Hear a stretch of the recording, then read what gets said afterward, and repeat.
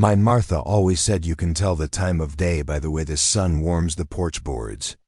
In the morning, it's a gentle kiss on your cheek. By noon, it's a firm hand on your shoulder. And in the late afternoon, like it is now, it's a warm, heavy blanket settling over your bones. I've been feeling the weight of that blanket for a good many years now. We've been on this land for 52 years. Raised our two boys, Michael and James, right here in this house that my father and I built with our own hands. Watched them run through these fields, their laughter chasing the fireflies in the summer dusk. But the boys are grown now. Michael's up in Chicago, working a big job with computers, and James is out in California, a teacher. They have their own lives, their own families. They call every Sunday, their voices crackling over the phone line, full of love and a little bit of guilt we never asked for. So now, it's just me and Martha. The house feels too big, the silence too loud. The farm, which used to be our whole world, has become a burden. The tractor, bless its rusty heart, groans like an old man getting out of a chair every time I start it up. The roof on the barn has a leak the size of a dinner plate, and the fences are sagging in places. There's a list of things to do that's longer than my arm, and my arms ain't what they used to be. We get by. We always have. But there's a quiet worry that sits between us at the dinner table some nights. What happens to this place when we're gone? This land is soaked with our sweat, our tears, and more love than you could measure. The thought of it being sold off, carved up for new houses with manicured lawns, it feels like a violation. It feels like erasing us. Martha comes out and sits in the rocker next to mine. She doesn't say anything, just reaches over and puts her hand on my arm. Her skin is soft and wrinkled, like old parchment paper, and her touch is the most familiar thing in the world to me. We sit like that for a long time, watching the sun paint the sky in shades of orange and purple. This is our life now. Quiet moments, shared silences, and the slow, steady rhythm of two hearts that have been beating in time for over half a century. The day it all changed started like any other. I was out trying to patch a piece of fence the wind had knocked down, and Martha was in the kitchen, humming an old hymn while she baked bread. The mail carrier's dusty truck rumbled up the long driveway, and he handed Martha a small stack of bills and a single, thick envelope. She brought it out to me on the porch when I came in for a glass of water, wiping the sweat from my brow. "This one's strange, Samuel," she said, turning it over in her hands. It was creamy white, heavy paper, with a fancy embossed return address from a law firm in Atlanta. "We don't know nobody in Atlanta." I took it from her, my dirt-caked fingers, feeling clumsy against the fine paper.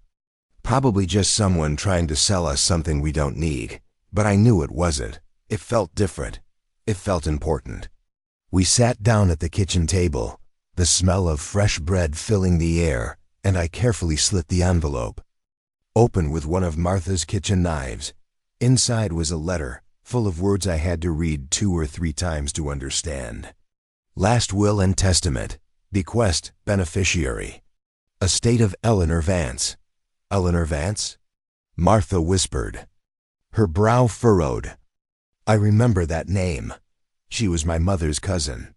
I think I met her once when I was just a little girl.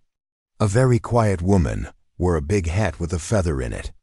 According to the letter, this quiet woman, this distant cousin Martha had met one time 70 years ago, had passed away, and she had left her entire estate to Martha. The letter went on to list assets: a house in a nice part of Atlanta, a portfolio of stocks and bonds, and a sum of money in a savings account. When I got to the number, I stopped breathing. I read it again, counting the zeros. Then I passed it to Martha. She held the paper close to her face, her eyes wide. "Samuel," she said, her voice barely a whisper. "That can't be right. That's more money than we've seen in our whole lives. More money than this whole town has seen." We just sat there, staring at the piece of paper.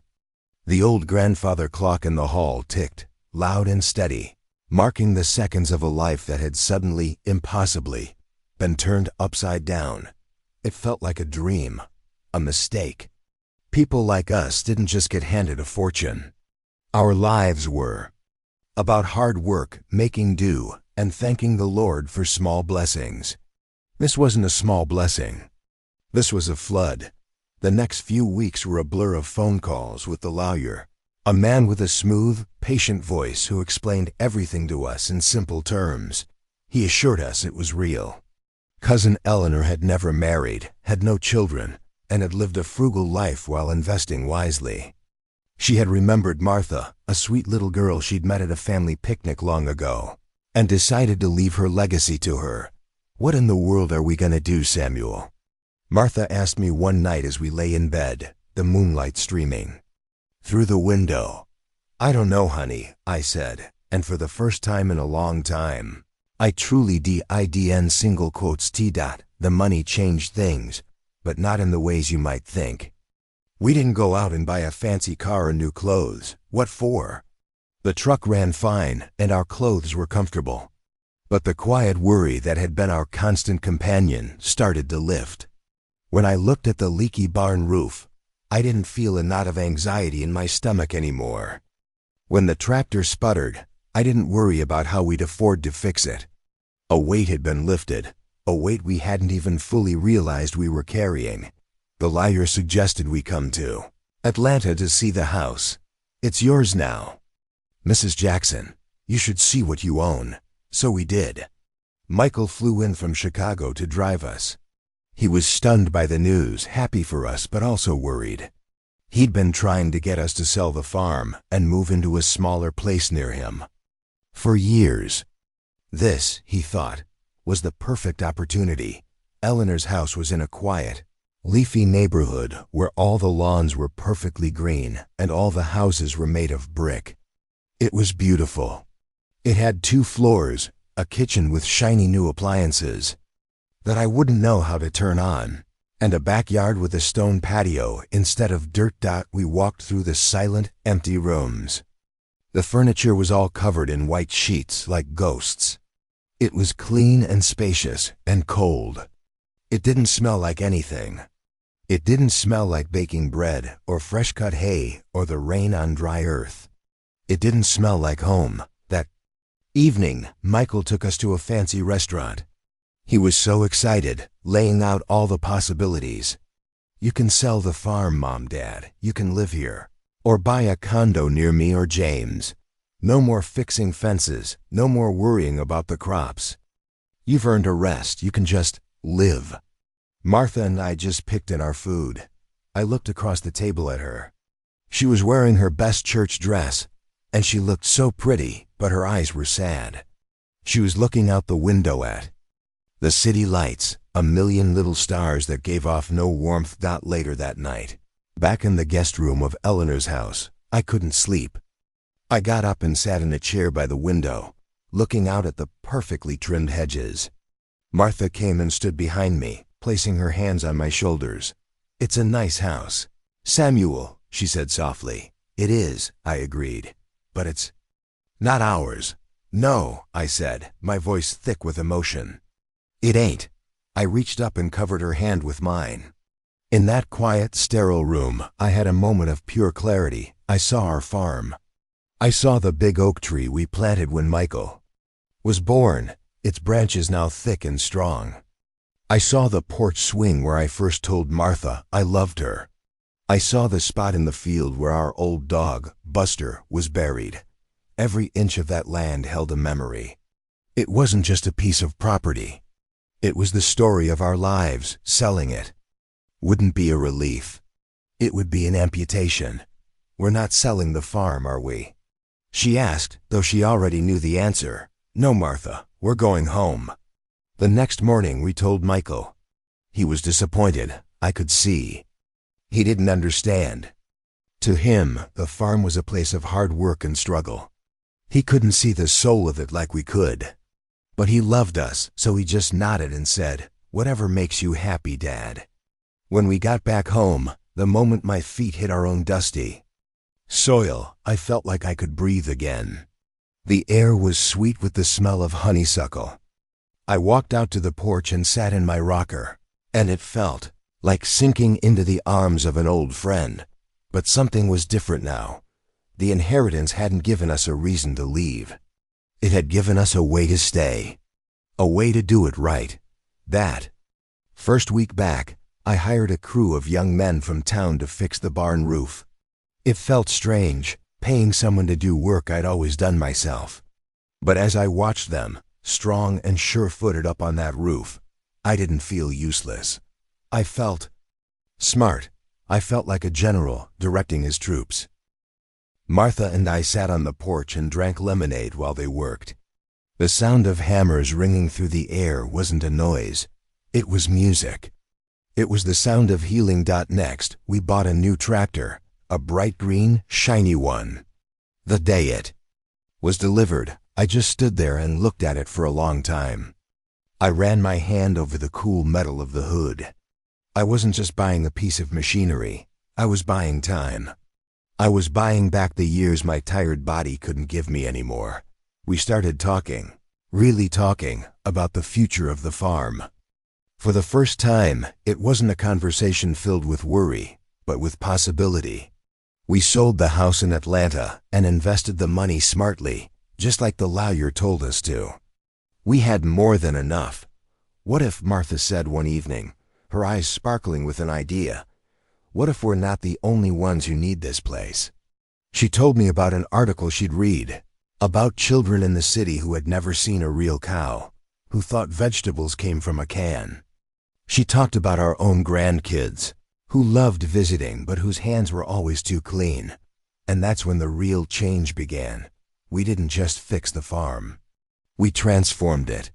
We used a piece of the inheritance to build 2 small cozy cabins down by the creek. We fixed up the main house, giving it a new coat of paint and shoring up the foundation, but we kept its character. It still groaned and creaked in all the familiar ways. We started a program, a little foundation in Cousin Eleanor's name. We partnered with churches and community centers in Atlanta, the very city we had rejected. We called it Eleanor's Field of Dreams. A bit sentimental, I know, but it felt right. Twice a month, a small bus would rumble up our long driveway, filled with kids from the city. Kids who had never felt dirt under their fingernails or seen the vastness of a night sky without city lights to dim the stars. At first, I was nervous. I'm an old man set in my ways. I wasn't sure I had the patience for a bunch of loud, energetic children. But then I saw their faces. I saw the look of wonder in a little boy's eyes as he watched a calf being born. I heard the shriek of delight from a little girl as she pulled her first carrot from the earth. I taught them how to fish in the creek. Martha taught them how to bake bread in her kitchen, their small hands covered in flour. We'd sit around a bonfire at night, telling stories and roasting marshmallows. Their laughter filled the spaces in the old house that had been silent for so long. It was a better sound than I had ever imagined. Our own boys and their family started visiting more often, too. They wanted to be a part of it. Michael, the computer expert, built us a website. James, the teacher, helped us design little lesson plans about nature and farming. Our grandchildren came and acted as junior counselors, showing the city kids how to feed the chickens and collect the eggs. The farm was no longer a burden. It was a gift. It wasn't a place where we were waiting for our story to end. It was a place where new stories were beginning every day. The inheritance didn't buy us happiness. We already had that in our half-century of love and shared sunsets. What it bought us was purpose. It gave our legacy a new life. Now when I sit on this porch in the late afternoon, the sun still feels like a warm blanket on my old bones. But it's not a heavy blanket anymore. It's light, comforting. Martha comes and sits beside me, and we hold hands. We don't have to talk. We listen to the sounds of the farm. It's not silent anymore. We hear the chickens clucking, the new tractor humming in the distance where a young man we hired is tilling a field, and if we're lucky, the faint sound of children's laughter echoing up from the creek. The farm is no longer just our story. It's become a story for so many others. And I know, with a certainty that settles deep in my soul, that when we're gone, this land won't be erased. It will live on full of life and love and the memories of 1,000 happy days. And that is a richer inheritance than any amount of money could ever be.